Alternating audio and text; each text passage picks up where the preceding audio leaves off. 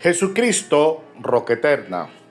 Hecho de los Apóstoles, capítulo 13, versículo 14 al 17, nos dice la palabra de Dios así.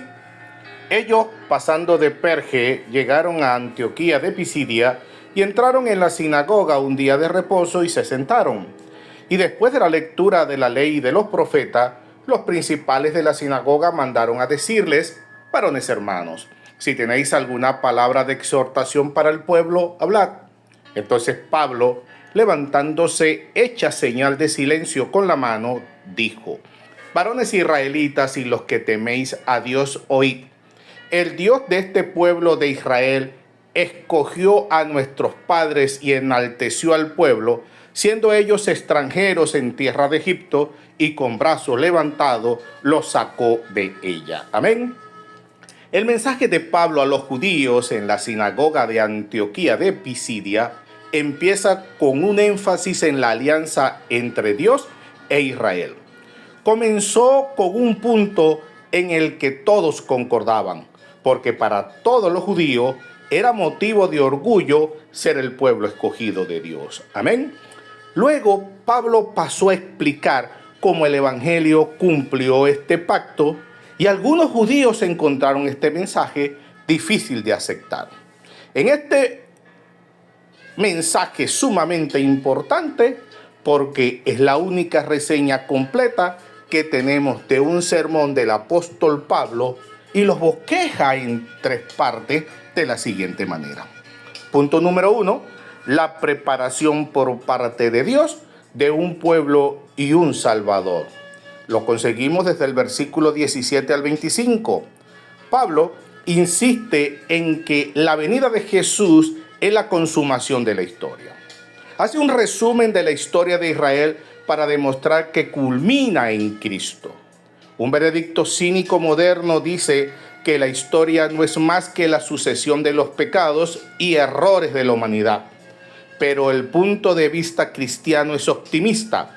Estamos seguros de que la historia siempre avanza hacia una culminación según el propósito de Dios. Alabado sea su nombre. Punto número 2. El mensaje evangelístico. Desde el versículo 26 al versículo 27. La segunda parte es una demostración del mesiasgo de Jesucristo, rechazado por su pueblo, Juan 1:11, pero en quien se cumplen las profecías alusivas al Mesías.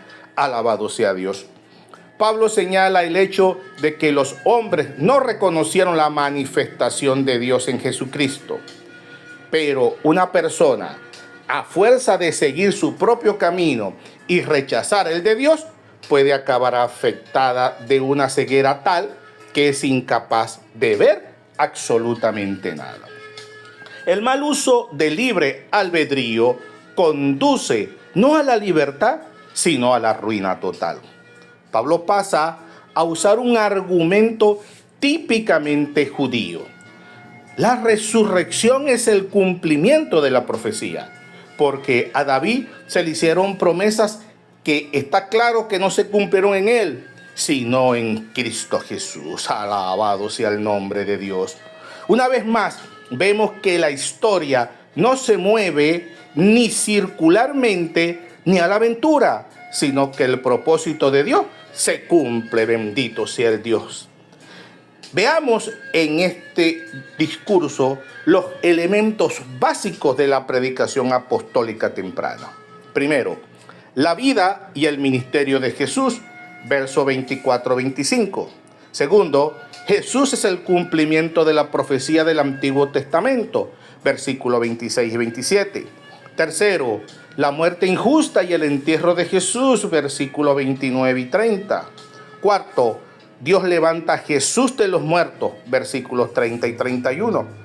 Quinto, el cumplimiento de la promesa de Dios, versículos 32 al 37. Y sexto, la exhortación para aceptar a Jesucristo como Salvador y Señor, versículos 38 al 41. A su nombre, gloria. Punto número 3, la exhortación a creer, la invitación, versículos 38 al 41. En análisis se sacan las consecuencias de lo dicho, a saber que es necesario creer en Jesucristo si queremos ser justificados. La ley de Moisés no podía liberar al pueblo de sus pecados y restaurarlos a la comunión con su Padre Celestial. Pero Jesús sí ofrecía perdón de los pecados. Pablo lo proclamó a la gente. En él es justificado todo aquel que cree, versículo 39, a su nombre gloria. Y por primera vez se establece la gran doctrina de Pablo de la justificación o justicia por medio de la fe. Es un tema que más tarde el apóstol Pablo desarrolla a fondo en sus cartas Romanos y Gálatas. En el versículo 41, Pablo cita Habacuc 1:5 para advertir a sus oyentes del peligro de ser ciego. Tal vez Pablo también estaba recordando su propia ceguera espiritual antes de su experiencia en el camino a Damasco. Concluimos. La venida de Cristo es la buena noticia para cierta clase de personas. Antes habían intentado vivir de acuerdo con la ley, pero no hay nadie que pueda cumplir la ley de una manera perfecta. Y por tanto, siempre eran conscientes de su fracaso y culpa, pero ahora pueden encontrar en Jesucristo el poder perdonador que los libera de la condenación que merecían y restablece la verdadera relación con Dios. Alabado sea el Dios y Padre de nuestro Señor Jesucristo. Pero lo que se pretende que sea una buena noticia puede ser mala para otra clase de personas. Y es que sencillamente hace peor la condenación de los que la han oído y han rechazado la invitación a creer en Jesucristo. Amén. Culmina el mensaje presentando a un Mesías que había sido anunciado por todos los profetas. Este Mesías fue crucificado y resucitado y ofreció la justificación de todas las cosas que en el antiguo pacto no podía limpiar. Amén. Alabado sea el Señor. Dios te bendiga, Dios te guarde.